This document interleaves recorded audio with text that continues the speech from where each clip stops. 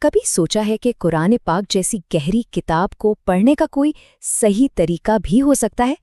آج ہم ایک ایسے دلچسپ نقطۂ نظر کو دیکھیں گے جو شاید اس کتاب کو سمجھنے کا انداز ہی بدل دے۔ یہ کسی قانون یا اصول کے بارے میں نہیں ہے، بلکہ سوچ کی تبدیلی کے بارے میں ہے۔ تو سوال یہ ہے کہ آخر قرآن ہے کیا؟ کیا یہ تاریخ کی کوئی کتاب ہے یا سائنس کا متن؟ شاید شاعری کا مجموعہ؟ جس نقطۂ نظر کی ہم آج بات کر رہے ہیں وہ کہتا ہے کہ نہیں، یہ ان میں سے کچھ بھی نہیں ہے، اور اس کا جواب وہ واقعی کافی حیران کن ہو سکتا ہے۔ اس نقطے کو سمجھنے کا طریقہ تھوڑا سا مختلف ہے۔ یہ بتانے کے بجائے کہ قرآن کیا ہے، ہم پہلے یہ دیکھیں گے کہ یہ کیا نہیں ہے۔ ان موازنوں کے ذریعے ہم ایک بہت گہری سمجھ تک پہنچیں گے۔ سمجھ لیں کہ یہ تضاد کے ذریعے سیکھنے جیسا ہے۔ تو چلیے سب سے پہلے بڑے فرق سے شروع کرتے ہیں، سائنس بنام نشانیاں۔ یہ نقطہ بہت اہم ہے اور یہی اس پوری گفتگو کی بنیاد رکھتا ہے۔ مطلب بات یہ ہے کہ قرآن کو اس لیے نہیں کھولا جاتا کہ اس میں سے فزکس کے فارمولے یا بائیولوجی کی تفصیلی وضاحتیں ملیں۔ نہیں، یہ کوئی سائنس کی ٹیکسٹ بک نہیں ہے، بلکہ اسے نشانیوں کی ایک کتاب کے طور پر پیش کیا گیا ہے، جس کا مقصد بالکل ہی الگ ہے۔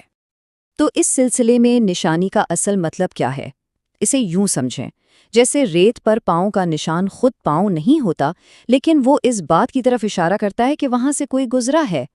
بالکل اسی طرح قرآن میں کائنات کا ذکر سائنس سکھانے کے لیے نہیں، بلکہ ایک خالق کی موجودگی کی طرف اشارہ کرنے والی نشانیوں کے طور پر ہے۔ اچھا، تو یہ بات ہمیں اپنے دوسرے بڑے فرق کی طرف لاتی ہے۔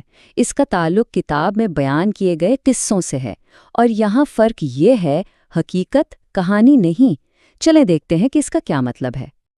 قرآن کے واقعات کو کہانیاں سمجھنا بہت آسان ہے، لیکن یہ نقطۂ نظر ہمیں اسے ایک بالکل مختلف زاویے سے دیکھنے پر مجبور کرتا ہے کہ یہ صرف سبق آموز قصے نہیں بلکہ حقیقت کا براہ راست بیان ہے، بالکل ویسے جیسے وہ پیش آئے۔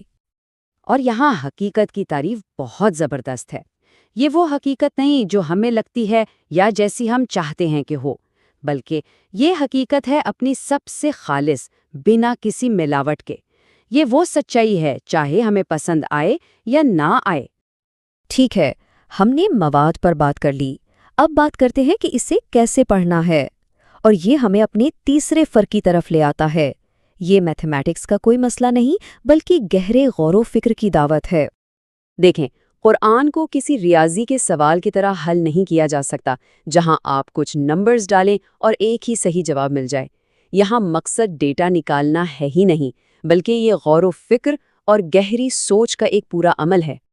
یہاں ایک خاص لفظ استعمال ہوا ہے، ایکسکوجیٹیشن، جس کا بنیادی مطلب ہے کسی چیز پر ہر پہلو سے بہت احتیاط سے سوچنا۔ مقصد آسان جواب دینا نہیں، بلکہ ذہن کو کام پر لگانا ہے اور مزید گہرے سوالات اٹھانا ہے۔ اب ہم ایک بہت ہی بنیادی فرق پر آتے ہیں، جس کا تعلق اس متن کے ماخذ یعنی سورس سے ہے۔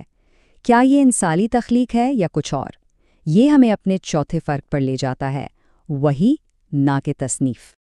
سب سے پہلی بات، اگرچہ اس کی زبان ناقابل یقین حد تک فصیح و بلیغ ہے، یہ نقطہ نظر کہتا ہے کہ قرآن شعری نہیں ہے، یہ انسانی فن کا نتیجہ نہیں، اسے ایک بالکل الگ درجے میں رکھا گیا ہے، خدا کا کلام۔ اور اس کا یہ بھی مطلب ہے کہ اس نظریے کے مطابق پیغمبر محمد صلی اللہ علیہ وسلم اس کتاب کے مصنف نہیں ہیں، وہ اسے وصول کرنے والے ہیں۔ یہ فرق بہت اہم ہے، انہوں نے اسے لکھا نہیں، یہ ان پر نازل ہوئی۔ تو نازل ہونے کا کیا مطلب ہے؟ اس کا مطلب ہے کسی ایسی چیز سے پردہ اٹھانا جو پہلے چھپی ہوئی تھی یا پوشیدہ تھی۔ خیال یہ ہے کہ یہ علم انسانی عقل سے نہیں بلکہ ایک الہی ذریعے سے آیا۔ اچھا، تو ہم نے 4 بڑے تضادات کا جائزہ لیا ہے۔ اب سوال یہ ہے کہ یہ سب مل کر ہمیں بتاتے کیا ہے؟ اس سب کا مرکزی خیال کیا ہے؟ آئیے اسے سمیٹتے ہیں۔ خلاصہ یہ ہے کہ اس نقطۂ نظر کے مطابق قرآن سائنس، کہانیاں، ریاضی یا انسانی تصنیف نہیں ہے، بلکہ یہ نشانیوں کی کتاب ہے، حقیقت کی کتاب ہے، گہرے غور و فکر کے لیے ہے، اور یہ خدا کا وہ کلام ہے جو نازل کیا گیا۔ یہ اس پورے طریقے کے بنیادی ستون ہیں۔ تو عملی طور پر اس سب کا مطلب کیا ہوا؟ مطلب یہ ہے کہ اس کتاب کو اسی ذہنیت سے نہیں پڑھا جا سکتا جو سائنس کی کتاب یا ناول کے لیے استعمال ہو۔